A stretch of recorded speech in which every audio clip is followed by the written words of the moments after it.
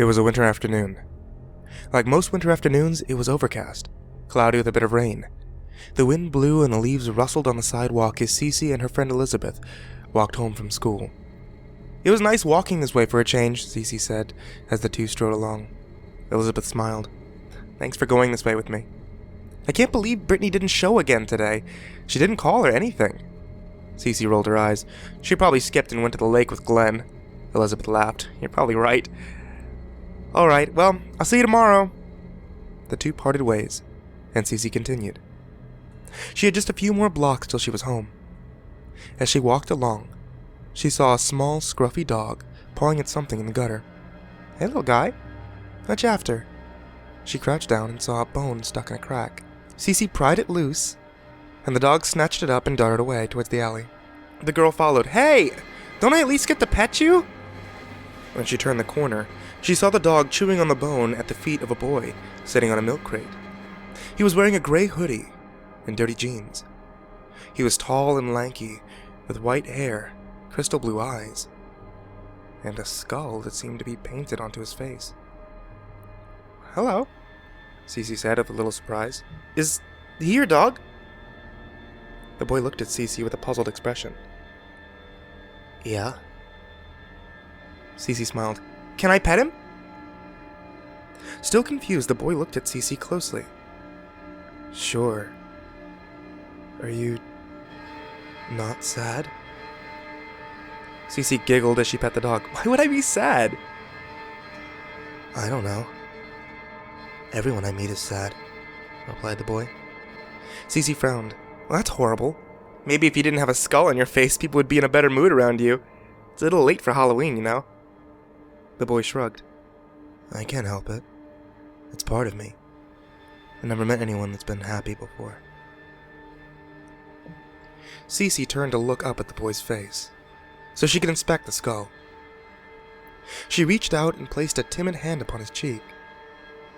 She attempted to smear what she had thought to be paint, but realized that it was his skin.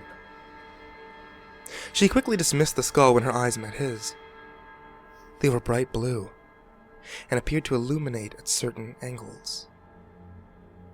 She became disoriented, and had to shake her head to clear her thoughts.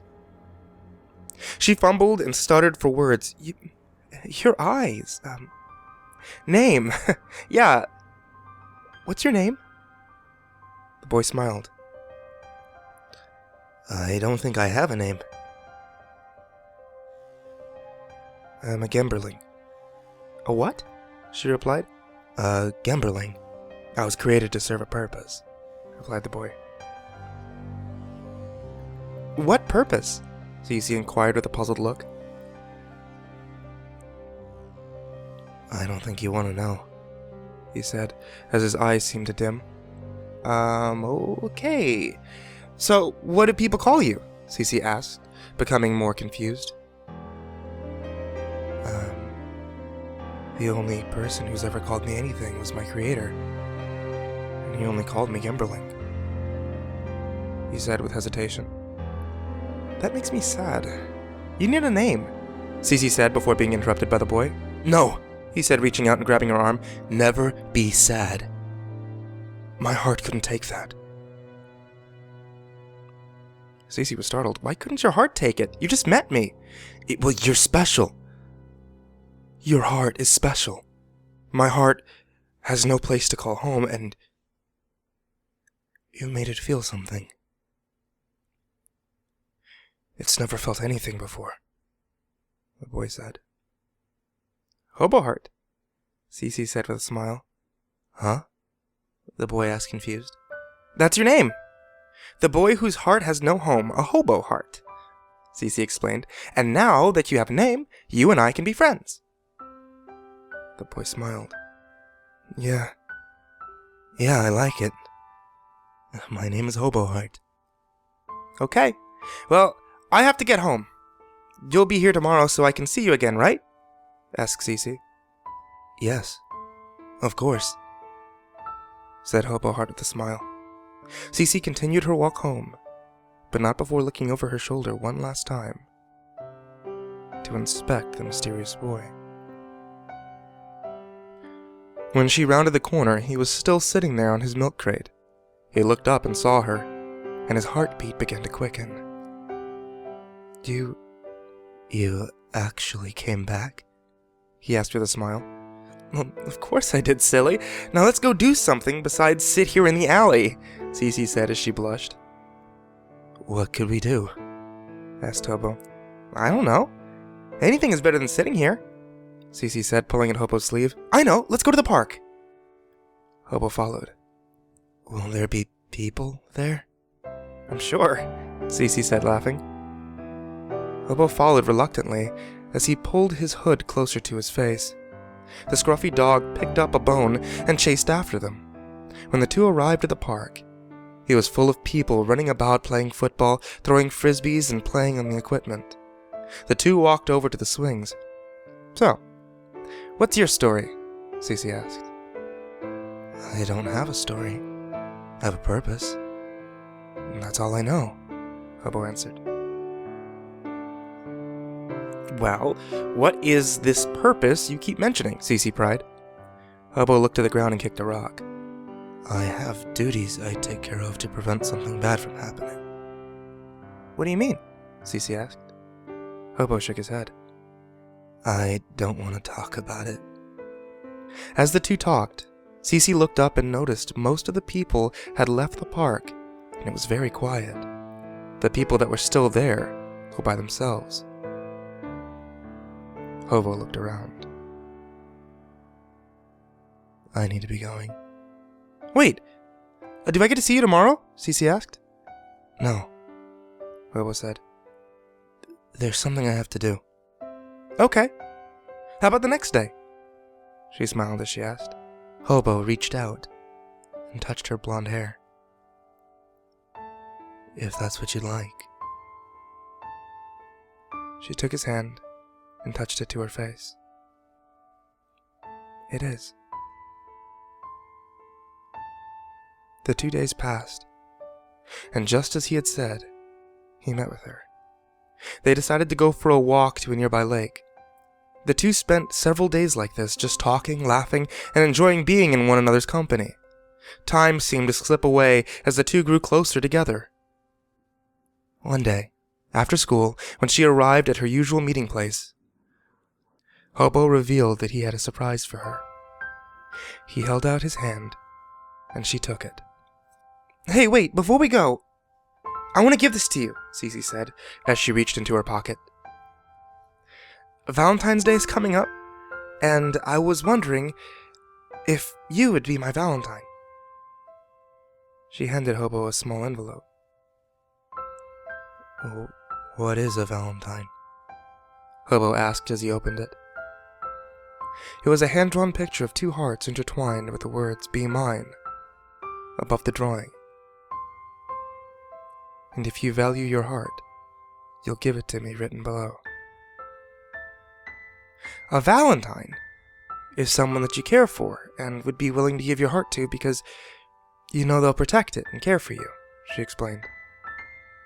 So, on Valentine's Day, you want me to give you my heart? Hobo asked. Cece smiled. Well, only if you want to, you know. Deal, Hobo said as he hugged Cece. Now, let's get going. You're gonna love this. The two headed out towards the country, near the outskirts of town, and the small dog followed as always, wagging his tail. After walking a while in the woods, Hobo made Cece close her eyes. He took her hand and led the way for a few minutes, then stopped. Okay, look, he said with joy. When she opened her eyes, before her was a massive tree on a hill. It was very old, and its many branches twisted and curved in dozens of different directions. The leaves were lush and bright, unlike all the trees surrounding it. The trunk was easily 15 feet in diameter. It was unlike any tree that she'd ever seen. The roots were more exposed than normal trees. They seemed to come from different points in the ground, almost like the tree was composed of several different trees, whose roots had become entangled and formed one massive growth.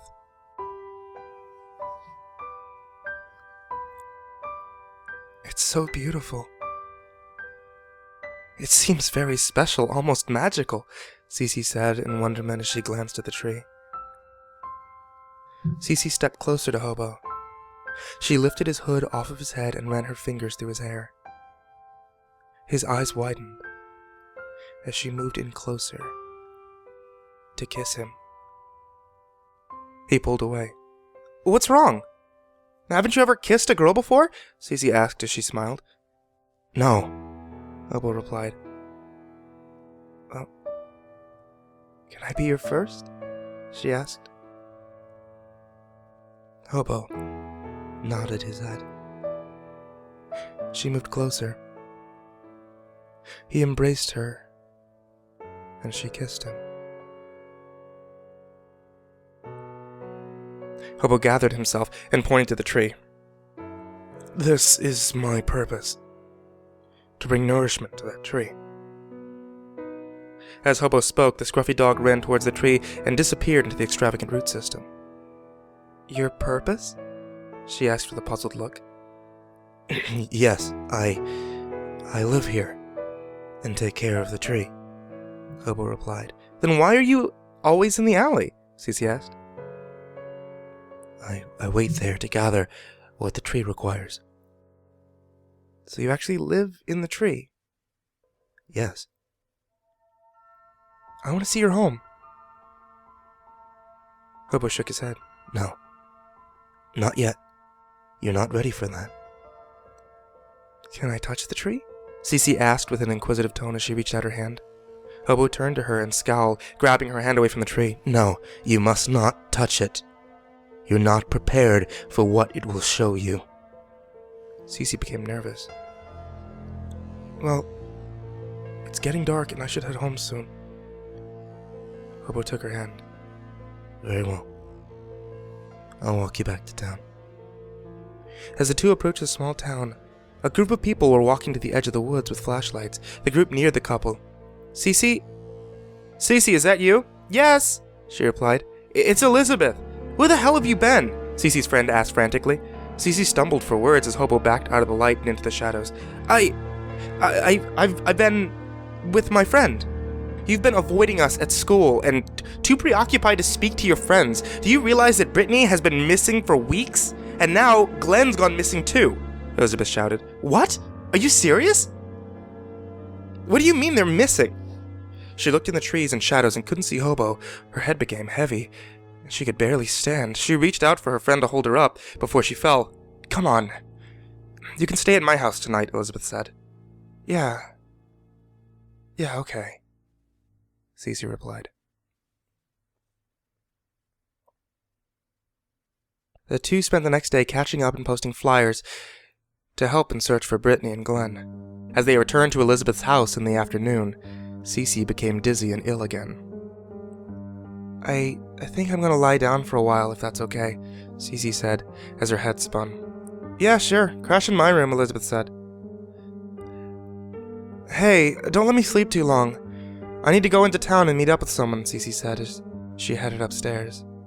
Yeah, lover boy. I'm sure, Elizabeth replied, rolling her eyes. Later, Cece woke up in a cold sweat.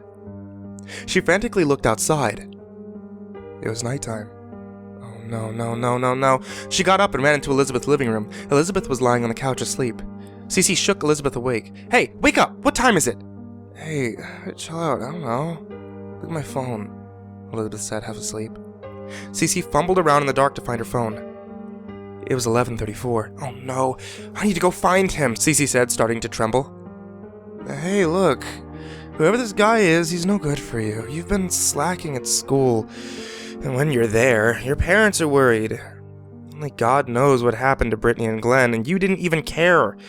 You've totally lost yourself because of some guy. Spend a little time away from him and see how you feel, Elizabeth scolded. Cece hung her head.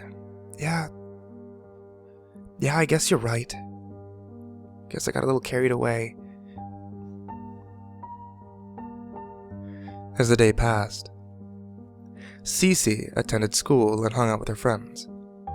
Elizabeth repeatedly bugged her about a boy named Jim that had a crush on her.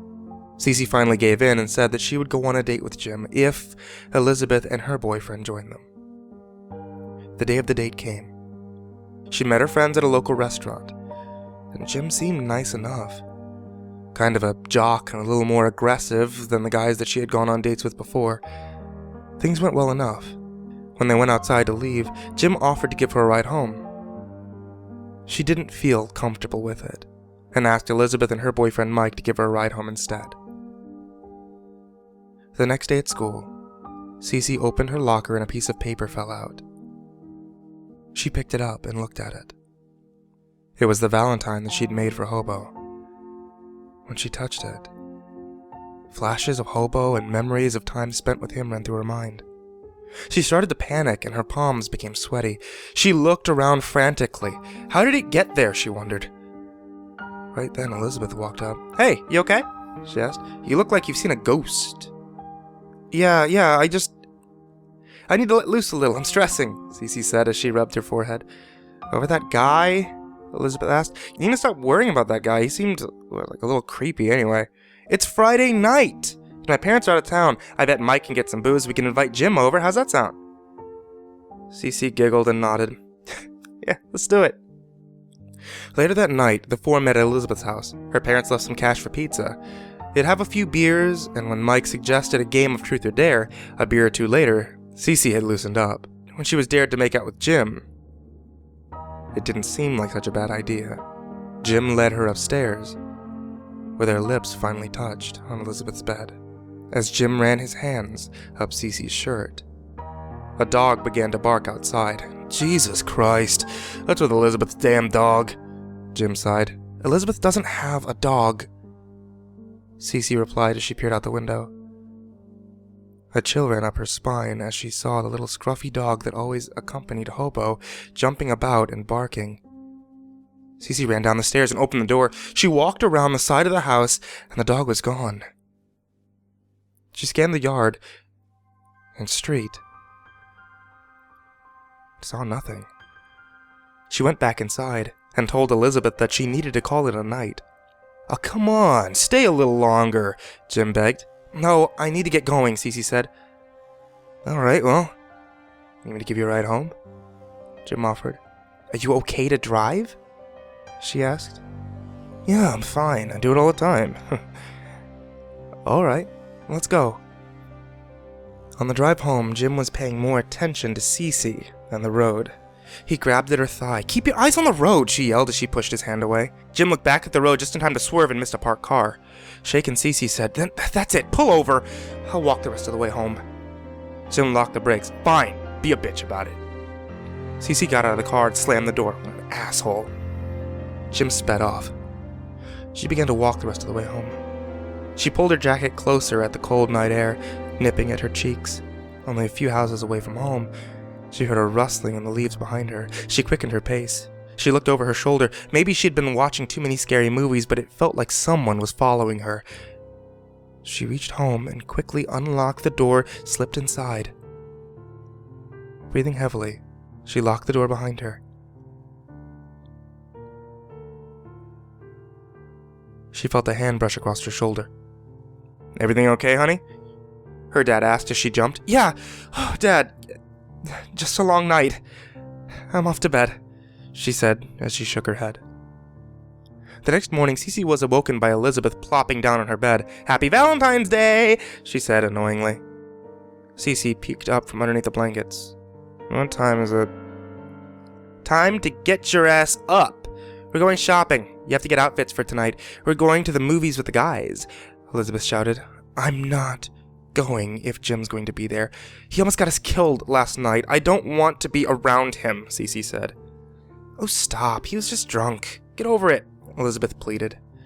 The girls got up, and Cece reluctantly accompanied Elizabeth to the mall. As they went from store to store, Elizabeth started to notice how melancholy everyone seemed. "Shouldn't everyone be in a better mood? It's Valentine's Day, jeez," Elizabeth said, looking around her. "Yeah, I noticed that too," Cece said as she scanned the crowd. The two finished their shopping and headed to the parking garage. Elizabeth opened the trunk and placed their bags inside as she carried on with the plans for that night. Mid-sentence, Elizabeth stopped talking. Cece asked her what was wrong and turned to look at her. Elizabeth stood there staring at the ground as she began to sob. "Hey, what's wrong?" Cece asked as she grabbed her hand. Her hand felt cold. Her eyes were fixed on the ground. Elizabeth was completely unresponsive. She just stood there, sobbing. Just then, she felt something touch her leg. As she looked down, she saw the small, scruffy dog with a bone in its mouth. She quickly looked up, and Hobo was standing in front of her. "Have you been following me?" she asked. "I sent him to watch over you." "I don't need to be watched over. What's wrong with Elizabeth? Are you doing this to her?" Cece said, becoming irritated. "I don't mean to. I told you everyone is sad," Hobo said as his shoulders sank. "You need to go," Cece shouted as she pushed Hobo away. "It's your Valentine's Day. I thought I was to give you my heart," Hobo asked. "No, not anymore. You're not like me. You can't be with me. You need to go." Hobo turned and walked away. The dog followed. As the pair exited out of sight, Cece noticed the dog had left its bone, and upon further inspection, the bone appeared to have fresh blood on it.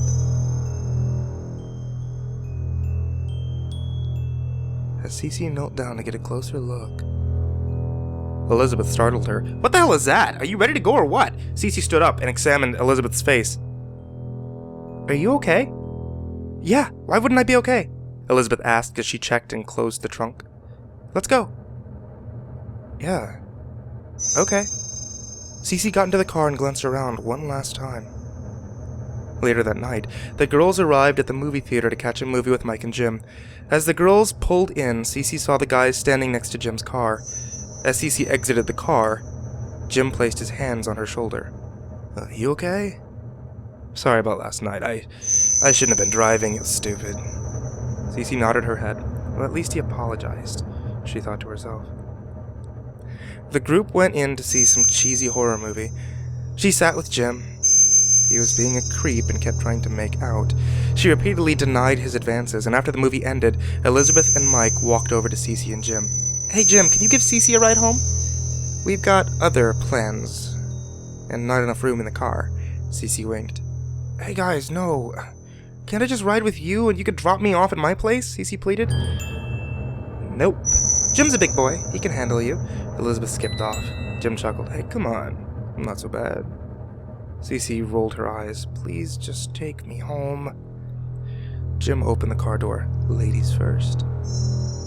Cece reluctantly got into the car. She didn't talk much as they traveled along. She noticed that they had missed her turn, and Jim had driven them to park the car near Cece's neighborhood. He turned off the lights. "I don't know what you think you're doing, but you need to take me home," Cece said in disgust. "Oh, come on. Just one kiss. You don't have a problem with that last night," Jim said with a sinister grin. As he leaned near her, Cece slapped Jim across the face and got out of the car and started to run. Jim chased after her. He caught up to her and tackled her down. She started to scream. Jim struck her repeatedly and told her to shut up. Her lips and nose started to bleed. He tore at her clothes, pawed, and grabbed at her body. She closed her eyes in terror as she frantically tried to fight him off. A loud crack. Jim had stopped. She opened her eyes and saw Jim lying on the ground. A tall, lanky figure standing over him. He took his hoodie off and put it on her. Her vision was blurry, her eyes swollen from being hit. His skin was dark gray, almost black. He had a skeletal system on his arms and chest to match the skull in his face. It was Hobo. He knelt down next to her. She couldn't see clearly what he was doing, but she could hear a ripping and tearing of flesh and the horrible sound of blood splattering. She pulled herself to her knees and called out, "Hobo." He reached out and handed her something. She took it. She realized it was his still beating heart pulsing in her hands. She looked up at him. He placed his hands on either side of her face and tilted her head up and said, "I value my heart. You can keep it. I don't need it anymore." And kissed her on the forehead. She passed out. Cece woke up in her bed. She got up, went to her mirror. She had no injuries. She looked herself over and didn't see any damage from the night before. What had happened? Was she dreaming? She walked downstairs. Her mother was cooking breakfast and her father was reading the paper. "Mom? Dad?" she asked. Her dad looked her over. "Hey, you. How was last night?" "What do you mean?" Cece asked. "Well, Elizabeth's mom called this morning. Apparently she didn't make it home last night after dropping you off, and we saw the news that some kids were missing. Didn't know if you knew anything about it." "You figured it was just kids being kids. You don't know anything, do you?" her father asked, looking up from his paper. No," Cece replied. Cece's heart sank. She ran upstairs and started looking through her room, in her closet, in her drawers. She sat down on her bed. But then she heard it. Thump-thump. Thump-thump. She looked under her bed. There was Hobo's hoodie. She pulled it out from underneath her bed and unfolded it. Inside was Hobo's heart, still beating. "Oh no," she thought. "What happened? I need to find him." She folded the hoodie back up, put on some shoes, and ran downstairs. She told her parents that she was going to check on Elizabeth and that she'd be home soon. Carrying the hoodie, she ran out of town towards the woods. The wind picked up and started to rain. She got near the spot where Hobo made her close her eyes. She began to call out to him, "Hobo!" It was raining hard now. She looked all around. She saw Hobo's dog running through the woods. She called out to him again. There he was. The small pup looked up at her and darted over. He was covered in blood. She fell to her knees. "Oh no, he's hurt. Take me to him." The scruffy dog jumped up and twirled around. Cece got to her feet and followed the dog to the tree. It was no longer vibrant, full of color. It was black and looked to be dying. All the leaves had fallen off and the limbs were lifeless and low-hanging. The dog went around the back of the hill. Cece could see an opening. She ducked down and started to walk in.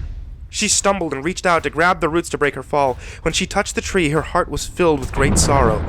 She saw flashes in her mind of faces upon faces of lifeless people, dead people. And then 6 faces appeared. Horrible faces, twisted and demonic. She managed to get back to her knees and crawl into the hole. It was a circular room. It was dimly lit by 6 braziers. The flames on the braziers were black and purple, unlike any fire Cece had ever seen before. There were bones strung out across the ground. The ground itself was pooled with blood. She frantically looked around and saw Brittany, Glenn, Jim, Elizabeth, and Mike entangled in the roots. She screamed and ran towards her friends, but when she approached, she retched as she realized that it was far, far too late. It was like the roots had come to life and were squeezing their bodies. Bones were cracking and breaking. Their innards were spilling forth. The small dog was ripping at an opening on Elizabeth's chest, pulling a bone loose, and began to shake it about like a toy as he bounced across the room. Long and stringy roots hung down above each of Cece's friends.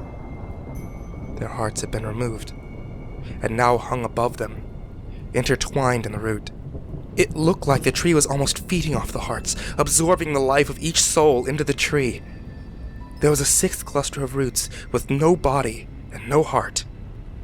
And next to the empty cluster lay Hobo. He lay lifeless and still. Cece crawled through the horrors and carnage to get to him. She rolled him over. His chest had been torn open. There was a gaping wound where he had removed his heart. His eyes fluttered open and met hers. He blinked, then his eyes got wider. Why? He asked. Cece began to cry. Why what? Why did you kill my friends? How could you do this? You're a monster, she screamed. Hobo struggled for life. I saved you. Protected you from these people. I told you not to touch the tree. You were special. Shouldn't have brought my heart here. I failed my purpose. Cece pounded on Hobo's chest. What purpose? Murdering people? Destroying lives? Cryptic chanting in a foreign tongue began to echo from the walls.